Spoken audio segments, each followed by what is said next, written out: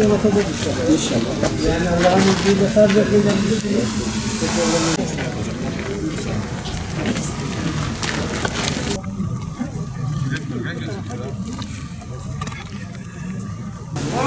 وراكي ولا الله شلون زبايني Kaç sefer aldın? Araç burada çekeyim mi? Sıramaya bekle. Çiftçilerimiz hepiniz hoş geldiniz.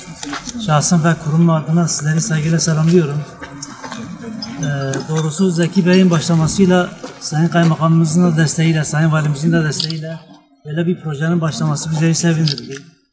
Malumunuz olduğu üzere Akdeniz Havzası'nda ki ülkelerde, ülkemizde içinde bulunduğu yörede Güneydoğu Anadolu bölgesinde de zeytin yetiştirilebilmektedir.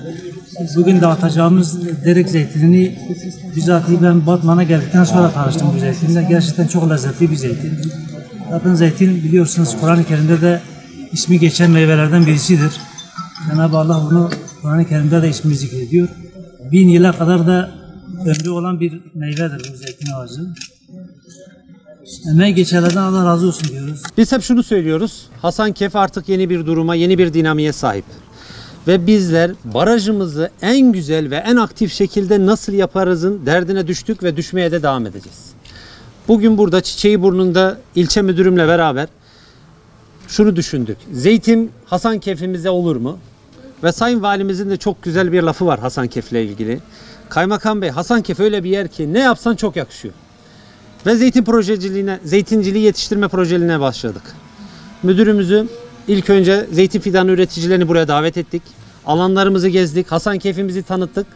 Sonrasında müdürümüzü, Hasankeyf'teki ekibimizi bizler Derik'e gönderdik. Ve Derik zeytininin olunduğunu, fidanının yetişmesini, alanı, coğrafyanın hepsini birebir müdürlerimiz, ekibimiz gezdi ve şunu gördük.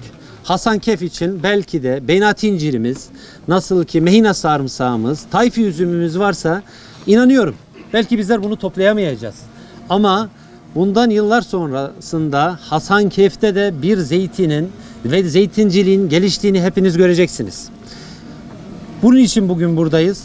Ve sloganımızı da şöyle az önce bir basınımızın kıymetli temsilcileriyle de şöyle bir slogan belirledik. Kadim ilçeye kadim bitki. İnşallah Hasankeyf'imizde zeytincilik bundan sonra çok güzel bir şekilde anılacak ve bölgede artık Hasankeyf zeytini diye bir şekilde yerini alacaktır.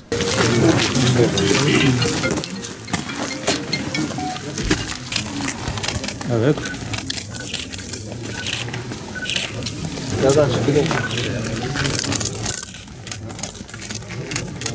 Buradan gitsem de bu fidanımıza sahip çıkacaksın.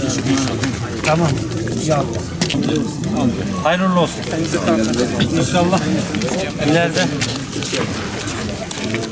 bu şeyin de